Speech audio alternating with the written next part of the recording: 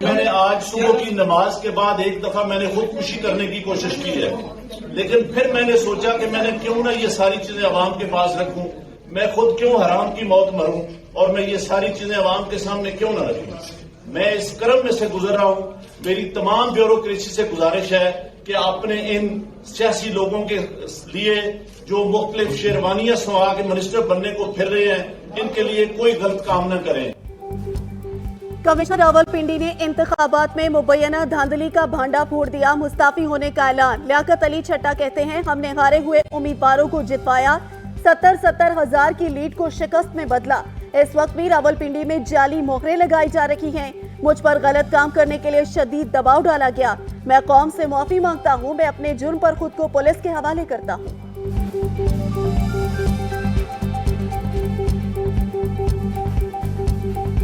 देखिए, फौज ने इलेक्शन बिल्कुल ठीक करवाए हैं। जो फॉर्म 45 है वो आज भी पूरा है। दोबारा इलेक्शन कराने की भी जरूरत नहीं, सिर्फ फॉर्म 45 इकट्ठे कर लें, उसके ऊपर सारे रिजल्ट क्लियर हो जाएंगे। जो चीफ इलेक्शन कमिश्नर है, जो चीफ जस्टिस है, वो भी इस काम में पूरे शरीक है।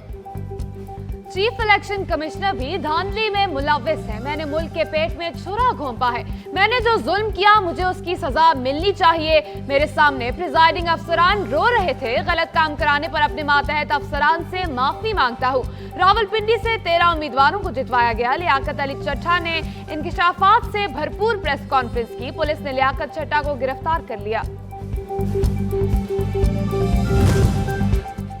इलेक्शन कमीशन ने कमिश्नर रावलपिंडी के इल्जामात की तरदीद कर दी। तर्जुमान का कहना है कि इलेक्शन कमीशन के किसी ओहदेदार ने इलेक्शन नताइज की तब्दीली के लिए कमिश्नर रावलपिंडी को कभी भी कोई हिदायत जारी नहीं की है।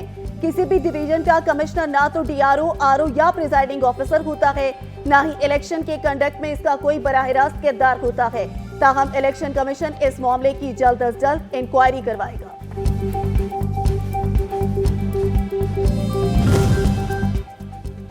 निगरान वजीर इत्तलाआत आमिर मीर कहते हैं कि इन इल्जामात का मकसद इलेक्शन की साख को मुतनाज़े करना है। एक शख्स जो खुदकुशी की बात कर रहा है वो साइको ही हो सकता है। कमिश्नर रावलपिंडी को अगर किसी ने मजबूर किया था तो पोलिंग डे पर क्यों नहीं कहा?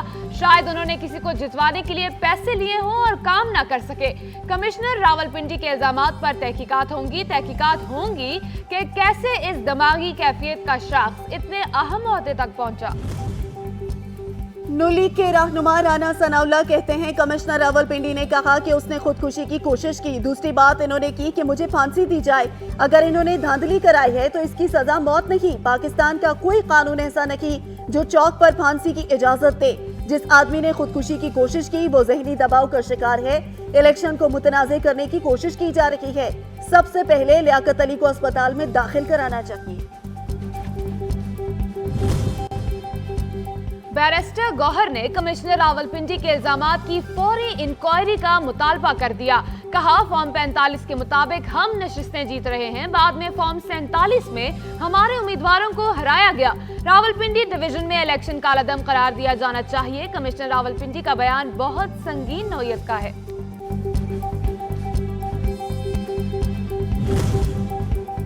जाली फॉर्म 45 के बाद पेशे खिदमत है यूरोपीय यूनियन की जाली प्रेस रिलीज। मरियम औरंगजेब कहती हैं, जाली प्रेस रिलीज की यूरोपीय यूनियन को खुद तरदीद करना पड़ी। अब यूरोपीय यूनियन और दुनिया को पता चल गया होगा कि ये कितने झूठे और जालसाज हैं। बरतानवी इदारे को भी पीटीआई के झूठ पर तरदीद का बयान जारी करना पड़ा था।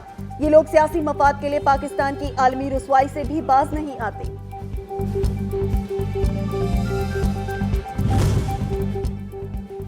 पाकिस्तान मुस्लिम लीग नून के सीनियर रहनुमा जावेद लतीफ कहते हैं कि खुदा करे मुस्लिम लीग नून ये फैसला कर ले कि जिसको मरकज में अक्सरियत दिलाई गई उसी जमात को हुकूमत बनाने का मौका दिया जाए। इससे मुल्क में इंतशार पैदा करने की मंसूबाबंदी नाकाम हो सकती है।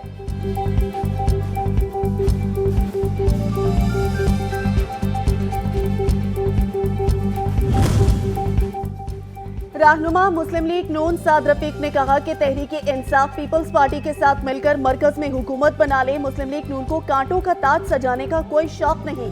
कौमी असेंबली में किसी को कतई अक्सरियत हासिल नहीं।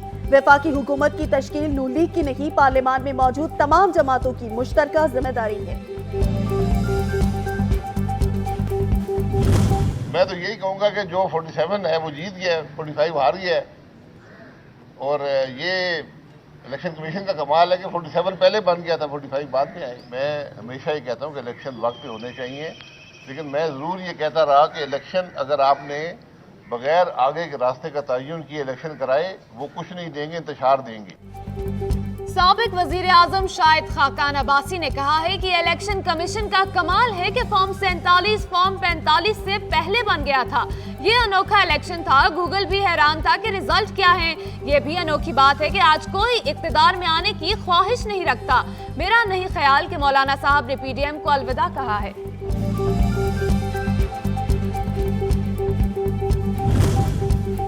जमाते इस्लामी की मरकजी मजलिस शूरा ने अमीर सिराजुल हक का इस्तीफा मुस्तरद कर दिया। तर्जुमान जमाते इस्लामी कैसर शरीफ ने बताया कि मरकजी मजलिस शूरा ने अमीर जमाते इस्लामी सिराजुल हक पर मुकम्मल एतमाद का इजहार करते हुए कहा कि अमीर जमाते इस्लामी दस्तूर के मुताबिक अपनी जिम्मेदारियां जारी रखेंगे। हुकूमत साजी का मिशन। नून लीग और पीपल्स पार्टी की कोऑर्डिनेशन कमेटियों का तीसरा इजलास आज होगा। गुज़िश्ता रोज होने वाले इजलास नून लीग की कमेटी की जानिब से पार्टी क़यादत से मुशावरत के बायस मुलतवी करना पड़ा। सिफारिशात को आज हतमी शक्ल दिए जाने का इम्कान है।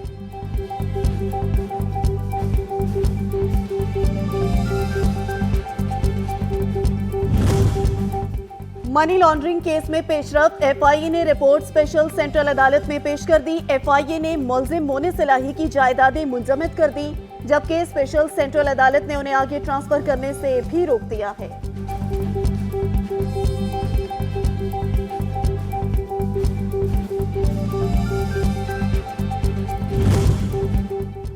वफाकी दारुल हुकूमत की तीनों नशिस्तों से मुतालिक केसेस की समाअत के लिए इलेक्शन ट्रिब्यूनल कायम। इस्लामाबाद हाई कोर्ट के जस्टिस तारिक महमूद जहांगीरी को इलेक्शन ट्रिब्यूनल नामजद कर दिया गया। चीफ जस्टिस आमिर फारूक ने मंजूरी दे दी। रजिस्ट्रार इस्लामाबाद हाई कोर्ट ने नामजदगी इलेक्शन कमीशन को भिजवा दी है।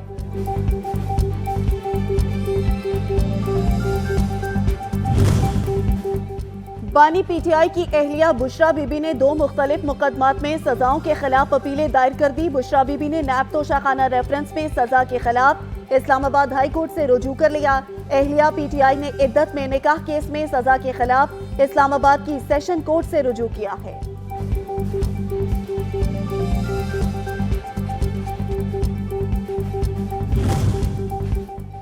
मरी, गलियात और गिरदोनवा में तूफानी बारिश और बर्फबारी के इम्कानात हैं। तर्जुमान पीडीएमए का कहना है कि 17 से 22 फरवरी तक मौसम की सूरत हाल गैर यकीनी रहेगी। मरी जाने वाले सयाहों को खबरदार किया जाता है कि वो एहतियात करें। डीजी पीडीएमए इमरान कुरैशी की मरी इंतजामिया को अलर्ट रहने की हिदायत।